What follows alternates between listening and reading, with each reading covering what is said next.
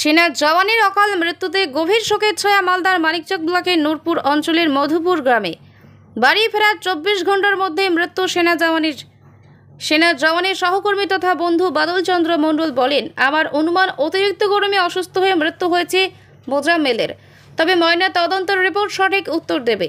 মানিকচক পঞ্চায়েত সমিতির সদস্য ইমরান হাসানের বক্তব্য, খুবই দুঃখজনক ঘটনা। আমাদের গ্রামে এরকম কোনোদিন ঘটেনি। অসুস্থ হয়ে মৃত্যু হয়েছে সেনা জওয়ানের। মৃত্যু সঠিক কারণ জানা যাবে ময়না তদন্তের রিপোর্টে। আমরা সকলে শোকাহত। পরিবার সূত্রে জানা গেছে, নিজের কর্মস্থল হরিয়ানার হেসার থেকে ছুটিতে বাড়ি ফিরছিলেন। বাড়িতে এসে হঠাৎ অসুস্থ হয়ে পড়েন। তড়িঘড়ি মানিকচক হাসপাতালে নিয়ে যাওয়া হয়। হাসপাতালে চিকিৎসার পর আবার বাড়ি ফেরেন। বাড়ি ফিরতে আবার গুরুতর অসুস্থ। সঙ্গে সঙ্গে মালদা মেডিকেল কলেজ ও হাসপাতালে নিয়ে যাওয়া হয়। সেখানে যাওয়া মাত্র কর্তব্যরত চিকিৎসক সেনা জওয়ান মোজাম্মেল হককে মৃত বলে ঘোষণা করেন।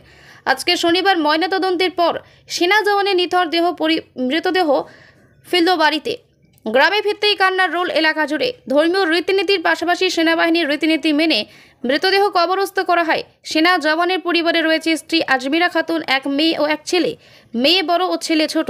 সেনা জওয়ানের মৃত্যুতে শোকাহত গোটা মধুপুর গ্রাম।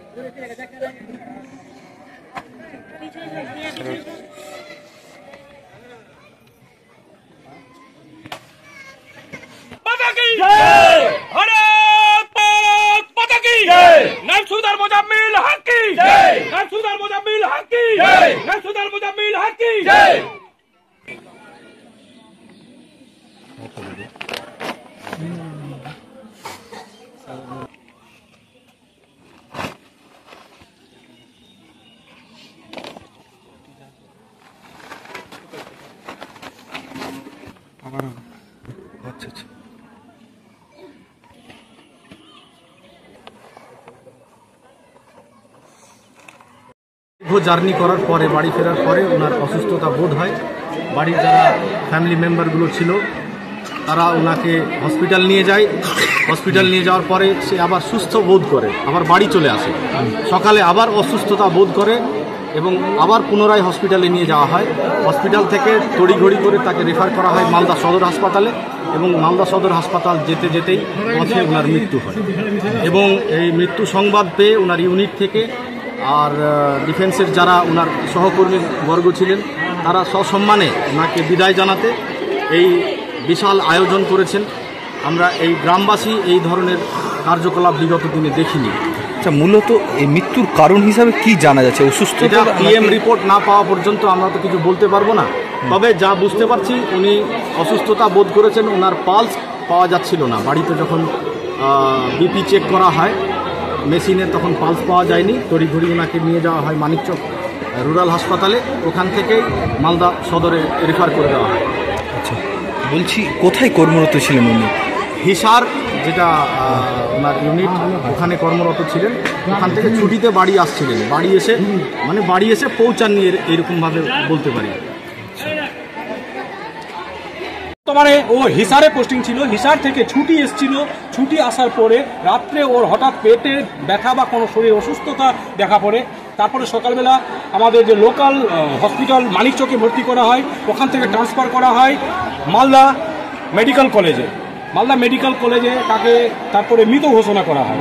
ঠিক আছে, এর মধ্যে ওর পেটে ব্যথা কি হলো সেটা ব্যাপারে অতটা দৃষ্টান্ত আমি এখন পর্যন্ত ক্লিয়ার করিনি। তবে আশা করছি যে এর আগে আমাদের যে ক্যাপ্টেন সাহেব এসেছিলেন উনি সব কিছু বলে দিয়েছেন। হ্যাঁ, কি মনে করছেন অসুস্থতার কারণে মৃত্যু? অসুস্থতার কারণ আমি কি বলবো, এটা হচ্ছে মানে যা গরম, আমার তো মনে হয় গরমের মেন কারণ হিট স্ট্রোক। আমার যেটা ধারণা, আমি এটা কোনো প্রমাণ করতে পারবো না, আমার যেটা ধারণা মনে হয় হিট স্ট্রোক। আজকে ওনার মৃতদেহ আনা হয়েছে, হ্যাঁ।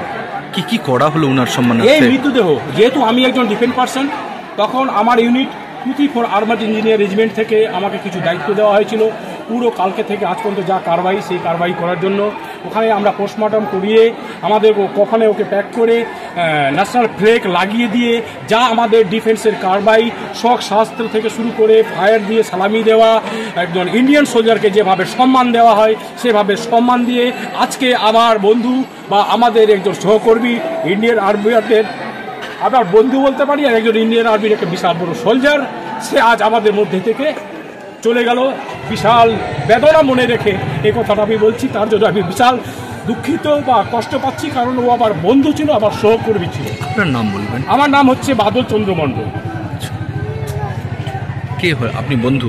আমি বন্ধু, আমরা একসাথে চাকরি করতাম।